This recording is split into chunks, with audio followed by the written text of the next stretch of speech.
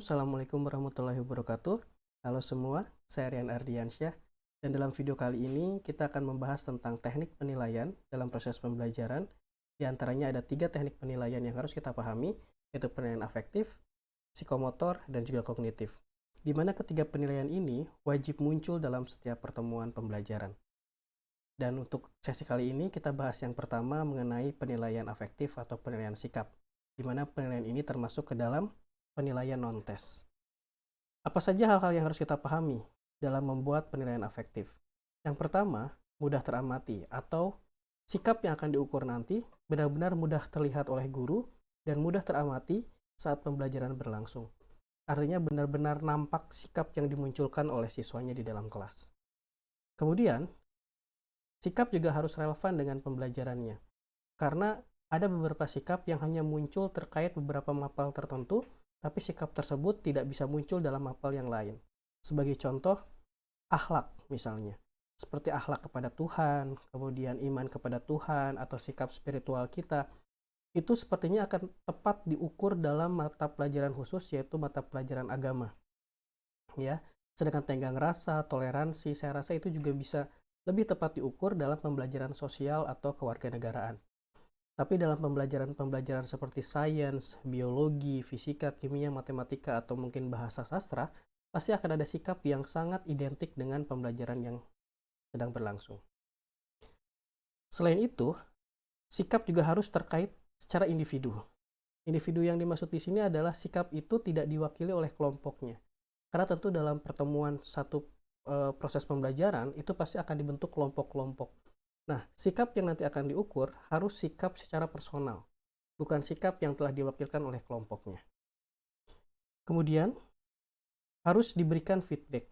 Jadi saat kita sebagai seorang guru atau pendidik ingin memberikan penilaian terkait afektifnya, maka harus disertai dengan feedbacknya, baik secara lisan atau dengan tertulis. Secara lisan mungkin kita bisa sampaikan secara langsung, misalnya, Anda di sini kurang disiplin ya dalam mengumpulkan tugas. Kenapa alasannya? Lain kali Anda harus bisa disiplin karena ini akan mempengaruhi nilai Anda nanti ke depan. Itu adalah feedback berupa lisan. Atau feedback tersebut bisa ditulis, yang biasanya ada di dalam rapot, atau sebaiknya disampaikan secara langsung melalui tulisan setiap pertemuan-pertemuannya agar diketahui secara personal. Selain itu juga harus transparan.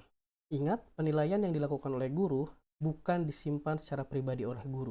Tapi pastikan siswa harus mengetahui hasil penilaiannya sendiri terkait sikapnya sebagai bahan refleksi. Dan selanjutnya, harus dibuatkan rubrik yang kontras. Apa itu rubrik?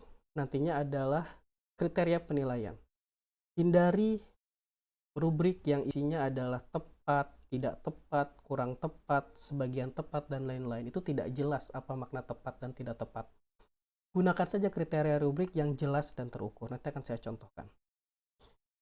Nah, ini adalah contoh rubrik penilaian afektif di mana saya mencontohkan dengan kriteria disiplin. Mengapa saya mencontohkan disiplin? Disiplin ini mudah sekali terukur, mudah terlihat, dan benar-benar nampak sikapnya dalam proses pembelajaran. Disiplin ini harus dipecah berdasarkan kriterianya. Apa saja kriteria-kriteria yang diharapkan oleh guru untuk muncul di dalam pembelajarannya terkait dengan sikap disiplin. Yang pertama adalah tepat waktu dalam hadir. Datang tepat waktu ke kelas, tidak terlambat, dan seterusnya. Kemudian kriteria disiplin yang kedua adalah tepat waktu dalam menyelesaikan tugas. Dan tepat waktu dalam mengumpulkan tugas. Ini adalah kriteria rubrik yang kontras dan terukur. Karena kalau disiplin saja, tentu itu banyak sekali kriterianya, sehingga kita pecah. Apa sih disiplin yang ingin kita amati, yang ingin kita ukur, dan ingin kita nilai sebagai bentuk afektif? Dan saya memecah 3 kriteria ini, yang menurut saya ini relevan dalam proses pembelajaran di kelas. Setelah kriteria muncul, kita hitung kriterianya ada berapa. 1, 2, dan 3. Sehingga skor maksimalnya adalah 3. Mengapa? Karena skor maksimal 3 ini jika seluruh kriteria terpenuhi. Ingat, kriterianya ada 3. Ya. Kalau skornya 2, maka satu kriteria tidak terpenuhi. Mungkin hadir ke kelasnya tepat waktu, mengumpulkan tugasnya bisa tepat waktu, tapi menyelesaikan tugasnya setengah-setengah. Ya. Atau dua kriteria tidak terpenuhi skornya 1. Seperti misalnya tugasnya selesai tepat waktu, dikumpulkan tepat waktu, tapi selalu datang terlambat ke kelas.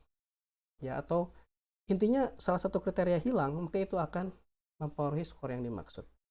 Atau 0, seluruh kriteria tidak terpenuhi sama sekali. Inilah salah satu contoh. Contoh lainnya afektif yang mungkin bisa diukur di dalam kelas, dalam pembelajaran adalah keaktifan. Sekarang kita pecah. Aktif yang dimaksud, yang ingin kita harapkan muncul dalam siswa itu, dalam pembelajarannya apa?